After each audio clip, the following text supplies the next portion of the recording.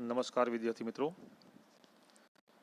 આપણે ધોરણ 10ના સામાજિક વિજ્ઞાનના પ્રકરણ 8 કુદરતી સંસાધનોનું પ્રકરણ ચાલુ છે, જેમાં આપણે અત્યાર સુધી સંસાધનોના ઉપયોગો, સંસાધનોના પ્રકારો, સંસાધનોનું આયોજન અને સંરક્ષણ, ત્યારબાદ છેલ્લા વિડીયોમાં આપણે જમીન નિર્માણ, જમીન ઉત્પત્તિ, જમીનના પ્રકારો 8 પ્રકારની ચર્ચા કરી.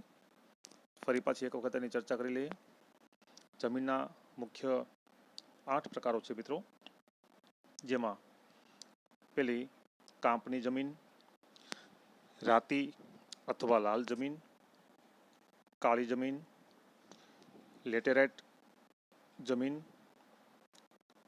રણ પ્રકારની જમીન, પર્વતીય જમીન, જંગલ પ્રકારની જમીન અને દલદલ કે પીટ પ્રકારની જમીન. મિત્રો, આપણે જમીનના પ્રકારો વિશે ખૂબ સારી માહિતી મેળવી. સમગ્ર ભારત દેશની અંદર અલગ અલગ જગ્યાએ અલગ અલગ પ્રકારની જમીનો આવેલી છે, જેની આપણે વિગતે ચર્ચા કરી ચૂક્યા. મિત્રો, આજે આપણે હવે જમીન ધોવાણ વિશે થોડી ચર્ચા કરીએ. તેમનું સંરક્ષણ, જમીન ધોવાણને કેમ અટકાવી શકાય, ભૂમિ અથવા જમીનનું સંરક્ષણ કેમ કરી શકાય, એમના ઉપાયો. મિત્રો, ખાલી જગ્યા અથવા 2 માર્ક્સમાં આ પ્રશ્નો પૂછાય છે, તો પ્રકરણ 8ને આપણે ધ્યાનથી સમજશું. જમીન ધોવાણ. મિત્રો, તમારી પાસે ટેક્સ્ટ બુક સાથે જ રાખજો. સ્ક્રીન ઉપર બતાવવામાં આવેલ જે પ્રશ્નો છે, જે માહિતી છે, એમને નોટ કરતા જજો. જમીન ધોવાણ. ધોવાણ એટલે જમીનના કણોનું ગતિશીલ હવા કે પાણી દ્વારા એક સ્થળેથી બીજા સ્થળે સ્થળાંતરિત થવું. આપણને ખ્યાલ છે કે મિત્રો, જ્યારે પવન આવે છે ત્યારે સાથે ડમરી ઉડતી હોય છે ધૂળની.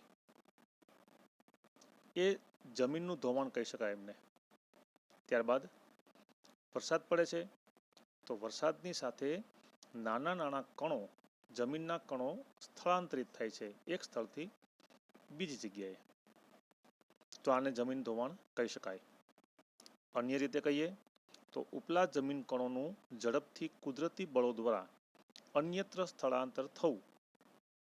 કુદરતી બળ છે ને, હવા છે કુદરતી છે, વરસાદ છે એ પણ કુદરતી બળ છે. તે ઉપરનું પડ બનતા વર્ષો લાગ્યા છે. તેના જમીન કણો ભારે વરસાદ કે તોફાની પવનોથી થોડા દિવસોમાં ખેંચાય તો ખેત ઉત્પાદન ઘટે છે. આ પડની જાળવણી ખેતી માટે અત્યંત જરૂરી છે. આથી જમીનનું ધોવાણ અટકાવવું એ ખૂબ જ જરૂરી છે. આપને બધાને ખ્યાલ છે કે ખેતરની અંદર ખેડૂત જ્યારે ખેતી કરતો હોય છે ત્યારે એ જમીનને ઉલટસુલટ કરે છે, પણ એ જમીનને જવા દેતા નથી. આપણે ઘણી વખત જોયું છે, ખેતરની ચારે બાજુ એક પાળા જેવું બનાવેલું છે. શું કામ બનાવ્યું છે? કારણ કે વરસાદ પડે તો જમીન છે તે ધોવાઈને વહી ન જાય, એ માટે થઈ અને ખેતરને ચારે બાજુ પાળા બનાવેલા છે. તો આ જમીનનું ધોવાણ અટકાવવું એ ખૂબ જ અત્યંત જરૂરી છે. જમીનની સાથે એની અંદર રહેલા કણો છે, એમના અંદર એક ફળદ્રુપતા રહેલી છે, એટલા માટે જમીનના ધોવાણને અટકાવવું જરૂરી છે. જમીન ધોવાણ અટકાવવાના ઉપાયો. મિત્રો, સ્ક્રીન ઉપર દેખાય છે, એને તમે ધ્યાનથી નોટ કરતા જજો. એમના ઉપાયો. જમીન પર ચરાણ પ્રવૃત્તિઓને નિયંત્રણમાં લેવું. ચરાણ પ્રવૃત્તિ એટલે પશુઓ જે ચરતા હોય છે એને નિયંત્રણમાં રાખવું. બીજું, ઢોળાવવાળી જમીનોમાં સમોચ્ચ રેખીય પગથિયાની તરહથી વાવેતર કરવું.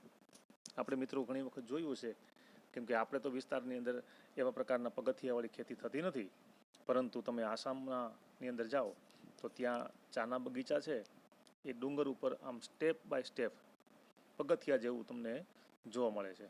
શું કામે છે? કે પહાડી વિસ્તારની અંદર વરસાદ પડે તો એક સાથે જમીન છે તે ધોવાઈને નીચે ઉતરી જાય. એવું ન બને એટલા માટે જમીનની ઉપર ઢોળાવવાળી જમીનની અંદર પગથિયાવાળી જમીનનું નિર્માણ કરેલું હોય છે અને જમીનને ધોવાથી અટકાવવાના પ્રયાસ કરેલા છે. પડતર જમીનમાં વૃક્ષોનું વાવેતર કરવું. જે જમીન પડતર છે, જે સાવ બંજર છે, જંગલ વિસ્તાર જેવી છે, એવા વિસ્તારની અંદર વૃક્ષો ઉગેલા હોય તો વરસાદ પડે તો વરસાદનું પાણી સીધું જમીન ઉપર પડે તો જમીનને સાથે ઢસડી જાય છે. એવું ન બને એટલા માટે વૃક્ષો વાવેલા હોય છે. બીજું, એમાં જમીનની અંદર રહેલા જે વૃક્ષના મૂળ છે એ જમીનને જકડી રાખે છે, એટલે કે પકડી રાખે છે.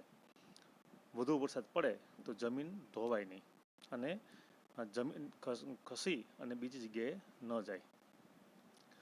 એના પછી પાણીના વહેલા પડેલા હોય ત્યાં આડબંધ બનાવવા. તમને સ્ક્રીન ઉપર દેખાય છે. જો પાણીના વહેડા વરસાદ આવે છે, વરસાદ પડતાની સાથે એ પાણી વહેણની અંદર વહેડા એક તિરાડો જેવું બની જાય છે, જેથી કરીને ધીમે ધીમે ધીમે ધીમે માટી તે સરકતી જાય છે અને ત્યાંથી મોટી ખીણ અથવા તો મોટા ખાડા જેવું નિર્માણ થઈ જાય છે. તો આ જે વસ્તુ છે એ પણ જમીન ધોવાણ સાથે સંકળાયેલ છે. હવે આપણે વાત કરી છે જમીન ધોવાણના અટકાયાનો, એના પ્રયાસોની વિશે આપણે થોડી ચર્ચા કરી કે જમીન ધોવાણ કેમ અટકાવવું. હવે ભૂમિનું સંરક્ષણ. હવે જમીન છે, ભૂમિ છે, એનું સંરક્ષણ જરૂરી છે, કારણ કે જો જમીન ફળદ્રુપ કે યોગ્ય નહીં હોય તો આપણે જમીનમાંથી કોઈ પણ પ્રકારની પેદાશો લઈ શકશું નહીં. તો ભૂમિનું સંરક્ષણ. ભૂમિ સંરક્ષણ એટલે કે જમીનનું ધોવાણ રોકીને જમીનની ગુણવત્તા જાળવવી. જમીન સંરક્ષણનો સીધો સંબંધ માટી કણોને પોતાની મૂળ જગ્યાએ જાળવી રાખવા સાથે છે. દુનિયામાં વિવિધ જગ્યાએ તે સ્થાન અને સમસ્યાને અનુરૂપ ઉપાયો યોજાય છે. જો આપણે જમીનને સાચવશું નહીં, એનું સંરક્ષણ નહીં કરવી તો માટીના કણો ધીમે ધીમે ધીમે ધીમે ધોવાતા જશે અને આપને ખેતી એમાં થઈ શકશે નહીં. આગળ, જો ભૂમિનું સંરક્ષણ ન થાય તો તેનાથી પૂરની શક્યતાઓ વધતા જાનમાલની સલામતીના જોખમ ઊભા થાય છે. એટલા માટે ભૂમિનું સંરક્ષણ અત્યંત જરૂરી છે. ઉદાહરણ તરીકે આપણે એની થોડીક ચર્ચા કરીએ કે મોટો પહાડ હોય, પહાડની અંદર જો વૃક્ષ વાવેલ ન હોય તો જેટલો વરસાદ પડે એ બધો વરસાદ એક સાથે ઝડપથી નીચે આવી જાય, પાણી સાથે માટી પણ આવતી જાય. એ નદીમાં પૂરની જે ગતિ છે એ વધારી દે છે. જો વૃક્ષો હોય પહાડની ઉપર તો પહાડમાં પાણી ધીમી ગતિએ ધીમે ધીમે ધીમે ધીમે નદીમાં આવે અને પૂર અથવા તો હોનારત જેવી કોઈ જાતની સમસ્યા સર્જાશે નહીં. ભૂમિ સંરક્ષણના ઉપાયો એને જોઈએ. પેલું, જંગલોના આચ્છાદનને કારણે તેના મૂળ જમીન કણોને જકડી રાખે છે. જેટલા વધારે જંગલો હશે, ગાઢ જંગલો હશે તો એના જે મૂળ છે એ જમીનના જે ઝીણા ઝીણા કણો છે એને જકડી રાખશે. મૂળ છે એ જમીન ધોવાડવા માટે બહુ જ મહત્વનું પરિબળ છે. જો જમીન ધોવાણ અટકાવવું હોય તો વૃક્ષ વાવવા એ અત્યંત જરૂરી છે. નદીના કોતરો અને પહાડી ઢોળાવો ઉપર વૃક્ષારોપણ કરવું. જે જગ્યાએ નદીનું વહેણ હોય એની જે કાંઠો હોય છે એ કાંઠાએ આપણે બને ત્યાં સુધી મોટા મોટા વૃક્ષો વાવવા જોઈએ અને પહાડો ઉપર પણ વૃક્ષારોપણ કરવું જોઈએ. રણની નજીકના ક્ષેત્રોમાં પવનો વાય છે તેને રોકવા માટે વૃક્ષોની હારમાળા એટલે કે મોટી લાઈન બનાવવી જોઈએ. તે રણને આગળ વધતું અટકાવશે. પવનથી રણ છે તે રણની જે રેતી છે, તે ધૂળ છે, એ પવન વધારે ફૂંકાય તો એક જગ્યાએથી બીજી જગ્યાએ રેતીના કણો અથવા તો જમીનના કણો છે તે મંડે આગળ વધવા. એવું ન બને એના માટે થઈને રણની જે વિસ્તાર છે ત્યાં વૃક્ષોની હારમાળા કરવી જોઈએ. નદીઓના પૂરને અન્ય નદીઓમાં વાળીને કે સૂકી નદીઓ ફરી અંકુશમાં લેવા જોઈએ. જે નાની નાની નદીઓ છે એ અન્ય નદી સાથે ભળી જાય આવા પ્રકારની નાની નદીને મોટી નદી સાથે વાળવી જોઈએ. સૂકી નદીઓને બને ત્યાં સુધી ભરાઈ જાય આવી વ્યવસ્થા કરવી જોઈએ. અનિયંત્રિત ચરાણથી પહાડોની જમીનનું સ્તર ઢીલું પડે છે, તેને અટકાવવું જોઈએ. અનિયંત્રિત ચરાણ, કોઈ જાતના નિયંત્રણ વગર ગમે તે પશુઓ ગમે ત્યારે ગમે એવા જંગલની અંદર ગમે તેટલા પશુઓ જાય છે, ગમે તે રીતે પશુ ચરાણ થાય છે, એવું ન બને એટલા માટે નિયંત્રણમાં આવે એવા પ્રકારનું પશુ ચરાણ કરવું જોઈએ, જેથી કરીને જમીનનું ધોવાણ અટકે. તો આ રીતે આપણે એને બચાવી શકીએ છીએ. સમયાંતરે ખેડ, જમીનની ખેડાણ સમયાંતરે સીડીદાર ખેતરો જેવી પદ્ધતિઓ અપનાવવી જોઈએ. જમીનને ખેડવી જોઈએ વારંવાર. જે સ્ક્રીન ઉપર તમને દેખાય છે એ જ આપણે જોઈએ જરાક. સીડીદાર ખેતરો આ છે તે ચાના બગીચાઓમાં પણ આ રીતે ખેતી થાય છે. ત્યારબાદ જે ચોખા આપણે કહીએ છીએ અતિ કિંમતી ચોખા, એની ખેતી પણ આવી રીતે કરવામાં આવે છે. તો આવા પ્રકારની ખેતી કરવાથી જમીનનું ધોવાણ અટકી જાય છે. ઢોળાવવાળી વિસ્તાર હોય છે એમાં ખેતી થાય છે તો આવી રીતના પગથિયાદાર એટલે કે સીડીદાર પદ્ધતિ અપનાવી અને જમીન ધોવાણને અટકાવવું જોઈએ. ફળદ્રુપતા ગુમાવી બેઠેલી જમીનમાં પુનઃ સેન્દ્રિય પદાર્થોનું ઉમેરણ કરી અને ફરી પાછી એ જમીનને ઉપજાવ એટલે કે ફળદ્રુપ બનાવવી જોઈએ.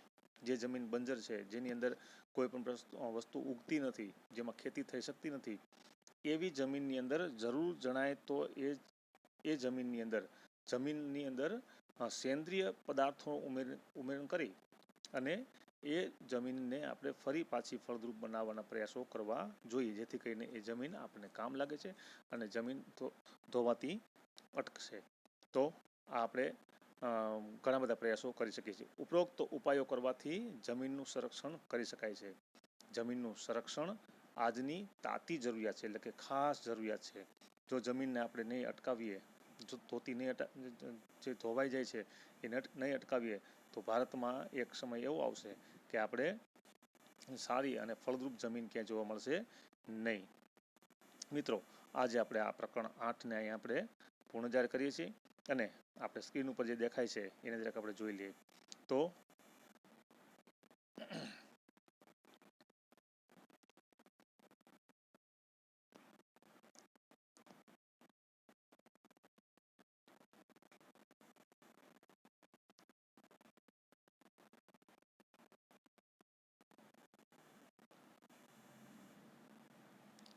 ભારતની અંદર કયા કયા વિસ્તારની અંદર કેવા પ્રકારની જમીનો છે એની જરાક ચર્ચા કરીએ. જો કાંપની જમીન, જે નદી વિસ્તાર ખાસ કરીને ઉત્તર ભારતની અંદર આ પ્રકારની જમીન આવેલી છે. રેતાળ જમીન એટલે કે રાતી જમીન અથવા લાલ પ્રકારની જમીન, જે કેસરી કલરનો ભાગ દેખાય છે આપણને એ બધી લાલ પ્રકારની જમીન આવેલી છે ભારતમાં. કાળી જમીન ગુજરાત, મહારાષ્ટ્ર, MP, રાજસ્થાનનો થોડોક ભાગ, આવા બધા વિસ્તારોની અંદર આ કાળા પ્રકારની જમીન આવેલી છે, કાળી જમીન. ત્યારબાદ લેટેરાઇટ પડખાવ જમીન દક્ષિણ ભારતમાં, મધ્ય ભારતમાં થોડીક જગ્યાએ, રાજસ્થાનમાં. રણ પ્રકારની જમીન રાજસ્થાનનું માત્ર ને માત્ર રહેશે. ત્યારબાદ પહાડી જમીન, જંગલ વિસ્તાર, ખાસ કરીને જમ્મુ અને કાશ્મીરની અંદર આવા પ્રકારની જમીન આવેલી છે. મિત્રો, નકશાની અંદર જે જમીનના પ્રકારની અંદર જે જમીન ભારતની અંદર આવેલી છે એ જરાક ધ્યાનથી નોટ કરી લેજો. પરીક્ષામાં નકશામાં પૂછાય છે, એટલા માટે તમારી પાસે નકશા પૂર્તિ જો લીધેલી હોય તો એમાં પણ તમે થોડુંક નકશા પૂર્તિ કરવાની કોશિશ કરજો. બાકી વધારે તો આપણે ચેપ્ટરમાં જે ન સમજાતા મુદ્દાઓ આપણે ક્લાસરૂમ જ્યારે સ્કૂલ શરૂ થાય ત્યારે આપણે ચર્ચાઓ કરશું. મિત્રો, આપણે આ પ્રકરણ 8ને અહીંયા આપણે પૂર્ણ જાહેર કરીએ છીએ અને આની સાથે સાથે હું તમને થોડુંક લેસન પણ મોકલીશ. એ લેસન જે મોકલું છું એને તમારે અલગ નોટબુકમાં લખી લેવાની છે અને મહત્ત્વના પ્રશ્નો બધા છે આ ચેપ્ટરના, એ બધા જ પ્રશ્નો એ નોટની અંદર આવી જશે. નોટ પાકી એક તૈયાર કરી અને આપણે જ્યારે સ્કૂલ ખુલે ત્યારે આપણે એ નોટની વિશે ચર્ચાઓ કરશું. તો આપણે પ્રકરણ 8ને અહીંયા પૂર્ણ જાહેર કરી છીએ. ધન્યવાદ.